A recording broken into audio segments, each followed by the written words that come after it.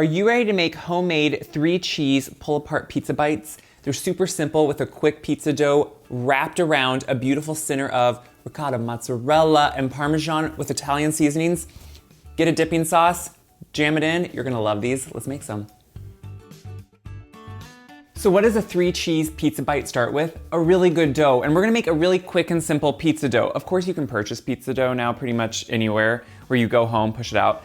Do you know it's super easy to make at home? So I'm on a vendetta that we need to make pizza dough at home. Why not? So let's just roll up our sleeves and make some dough. It's really simple. It's gonna start with warm to hot water. So anytime you're working with yeast, you don't want water that's over 110 degrees Fahrenheit. So you can always test it, the temperature, even check what your hot water is coming out of the faucet. Then you know. You can heat up a little bit in the microwave if you need to or let it cool down. But if it's over 110, it could kill the yeast.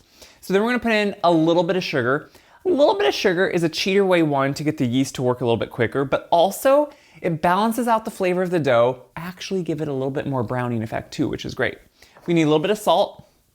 A lot of times, in the past, we get worried that salt inhibits yeast, but in this case, it's gonna work just fine. So we're gonna mix those together. They're down in here, and we just need to mix. I'm just using my dough whisk. You can use whatever you want. You just wanna dissolve the two ingredients. That's really all we're doing here. Once those are dissolved, I'm just gonna add a little bit of olive oil. So this is gonna tenderize the dough a little bit, add a little bit of richness. It just is a nice, quick, simple way. I made pizza dough all the time growing up. We had pizza at least once a week, and I would love to experiment with different things. And this dough was the thing that made it really simple. So the next step really is, this is a simple dough, is flour. We're using all-purpose flour. The difference between a bread flour and an all-purpose flour is how much protein is in it, how strong it is. So you can use a bread flour. It will develop a little bit more gluten, but in this case, it's a very simple dough. All-purpose flour works just fine, and that's what this recipe is written for. So we're gonna add our flour. I'm gonna keep out, just like I do with any dough I make, a little bit. So technically, the recipe is up to a little bit more flour, and I'm gonna keep it in a separate measuring cup, and we'll work that in as needed.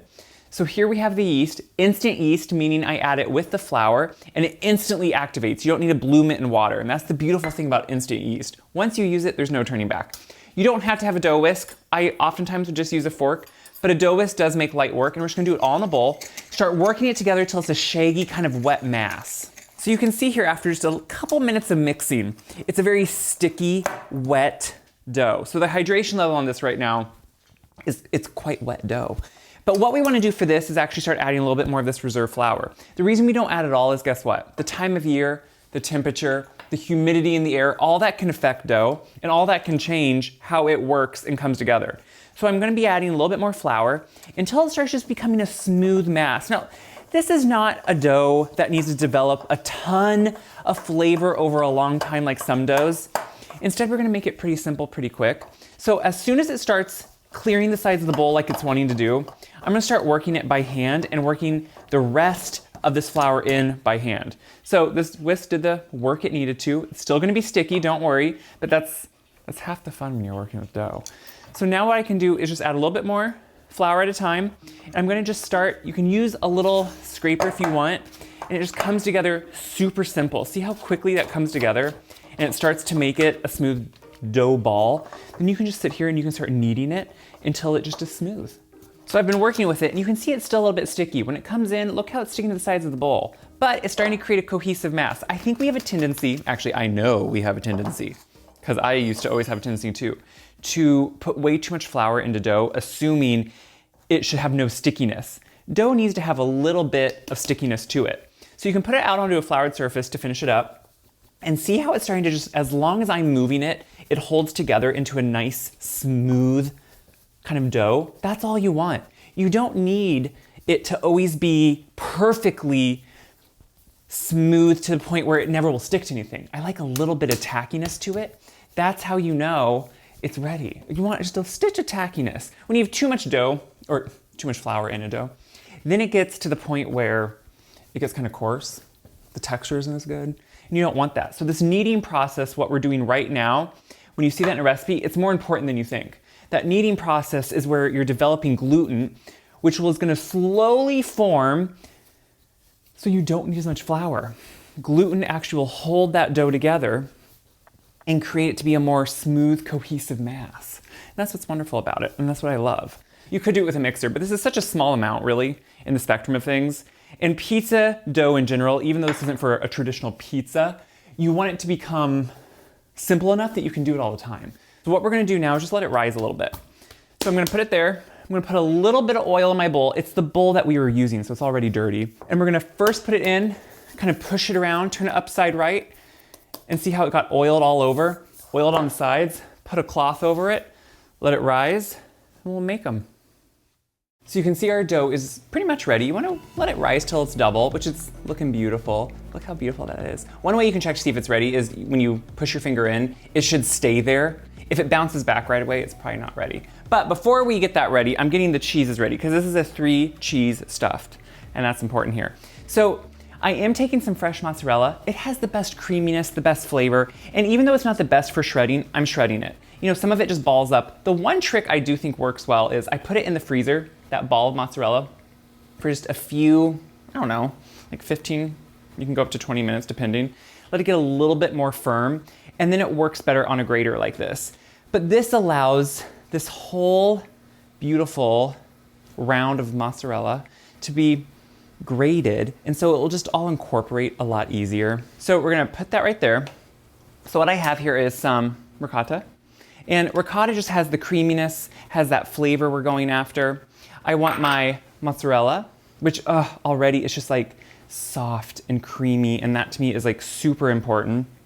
Of course, some Parmesan. That's gonna give you that nutty flavor. It has like a nice saltiness to it, which I think is important. Then we're gonna do some Italian seasoning. I love the blend Italian seasoning. It has what you want in it. You know, it has the oregano, the thyme, a little bit of rosemary. It's ready to go. So you can throw it in here and it gives it a beautiful punch of flavor. A little bit of garlic powder. Instead of fresh garlic, which would be kind of abrasive, the garlic powder is a nice mellow garlic, and then just a little hit of salt to make sure everything's balanced out, and then we mix that together. At first you think, well, it's kind of a weird mixture. But what you can see here is how these are all gonna work together as they start becoming in the oven, melty, gooey, delicious, and then that little bit of Italian seasoning. It is gonna make this just little hint where the cheese is still able to come through, because we have some good cheeses in here, but then also give it just a little bit more of that pizza essence. You know, it's what we love. So to me, these are like perfect for a game day coming up, maybe everyone getting together, just kind of one of those snack foods that everyone's gonna wanna grab, because believe me, everyone's gonna wanna grab this. But now we can focus on the dough since this is all put together. So you don't have to, but one great thing to do with the dough here is once you punch it down, if you wanna make sure each one is even, or it just also helps take the guesswork out of it. I don't always do this, but see how beautiful that is to work with now? That oil and that rising has actually made it so it's really easy. But you can put it right on a scale. I put a little bit of plastic wrap on my scale so it doesn't get as dirty. You can weigh out your dough. I know, but it does make it that easy. Then divide it by how many you're gonna get, and then go by that. So that to me is an easy way if you want to know on each one what you're getting. But what we're gonna do, we're gonna take a little bit of dough. Let's weigh it though. Let's check. Okay. And then we're gonna just start getting it open into a little round. This does not have to be perfect, don't worry about that. If you need a little bit of flour, you can, but honestly, the oil from the dough should be just about enough. We're gonna flatten it out, and it's pretty, you can see, forgiving. We're gonna put a little bit of this cheese mixture, and you kind of have to eyeball this. You can also visually, roughly measure it out too, and then encase it. See how simple this is? Bring up all those edges, pinch them beautifully tight. Look at that, that's perfect. And then I have a greased baking dish. You can do olive oil, any type of grease, and we're gonna start just laying them in here. So we'll get all of these done. It takes a little bit of time, but believe me, it's totally worth all that effort. Then we'll let them rise, we'll bake them, and you will love them. That's how good they are. Oh, a little bit more. So I'm on my last one. You know, it seems like a big process when you're starting, and the cheese seems like a massive amount, but you put a decent sized amount in each one, and it goes pretty quickly by the time you're going. Now, if it looks scary and you think, well, my dough, it's hard to get it, you don't have to have it perfectly big enough. Like, look how it doesn't look like it's big enough, but then I just keep pushing the dough to each other, and once it starts meeting and sticking, you can just kind of make it be really forgiving, push it together and pinch it, and it's a no-brainer. This is easy stuff. You can do this. So once we have them all put in here, look how fun they are. I love how simple that looks. I'm gonna let them rise for a little bit, and never as near as long of rise the second time. You don't need to let it sit as long, so I'm gonna let it sit just a little bit. We're gonna do a butter quick sauce to go on top before they bake, and then we'll make them. So this has been relaxing, and raising isn't near as important in this step. It needs to relax and raise a little bit, which you can see they're starting to touch each other more. But now what we're gonna do is I have some melted butter. This is just adding a little bit more flavor. Some of that same Italian seasoning we used, put it right in there. A little bit more of the garlic. It's just simple, really quick, a little bit more flavor. We're just gonna stir that together with a brush. And what we're gonna do is very quickly and simply just brush this on. So what this is gonna do is just kiss all of these with a buttery finish, which no one ever was mad at a buttery finish, but also give them a little bit more of that flavor. So we have that Italian notes in there and the garlic. This is a very, like I said, forgiving dough. This isn't one that takes a lot of effort. It's just one that you can put together pretty quickly. And look how simple it is. Now, I know you're gonna say, can you use refrigerated dough? Sure you could. You could even make this dough though, actually, the day before and just keep it in the fridge, just like you would in a store if you purchased it. So I'm just making sure to use up all this butter. Look how beautiful those are. You get bits of those herbs on it that are gonna go in. So now once they're all coated, I'm just gonna pop them right into my preheated oven. We're gonna let these bake. I'll get a sauce out. We'll try them. It's part of the job, guys, and I think it's gonna make you say you wanna try them too. So these have baked, they browned up a little bit, they've cooled. Now you're always gonna have one or two that burst, and don't make that let that make you feel defeated. It's not a defeat. It's just more of that goodness that you're gonna see. So you can kind of cut through the sides of them if you want to make sure you get, you know, a good one out. Look at this. So the important part, let's talk about the important part here. Look at the interior of that. You have that beautiful ricotta, mozzarella, Parmesan mixture. The cheese, it really does. It becomes like this creamy deliciousness. So to me, you need some type of sauce, a marinara sauce, whatever sauce you like. Homemade, home canned. Mine is actually home canned, but you can use whatever you want to be able to dunk.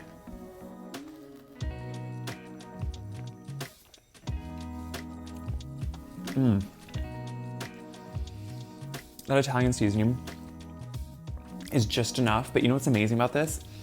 The creaminess. It just like melts in your mouth creamy. And to me, it's just enough of that pizza dough breading to give it like a good carrier, but it lets that cheese mixture really shine through. And that to me is one of my favorite parts, this cheese mixture. You get the creamy ricotta, you get that like nutty Parmesan, and then that gooey mozzarella. It's delicious, it's a match made in heaven. And this is kind of my favorite part in the sense that you can dip it in the sauce and really make that marriage happen. It's a great treat. It's a great thing to serve to a crowd. It's a great thing just to have kind of on a big game day with your spread, with your snacks all over. I mean, let's be honest, these are gonna be one of the first things to go because they're so good. So what do I hope you do this? I hope you make them. I hope you enjoy them. Whether you're gonna be watching a game or like me, not, and just wanting the food, you're gonna want these. Share the video around so other people can see how easy and fun it is to make good food at home. It's doable, it's possible. Forget those things you buy in the frozen section, make these. Check my website, wiseguy.com for this recipe. All my other recipes, they're all on there. Get some sauce, make these, enjoy.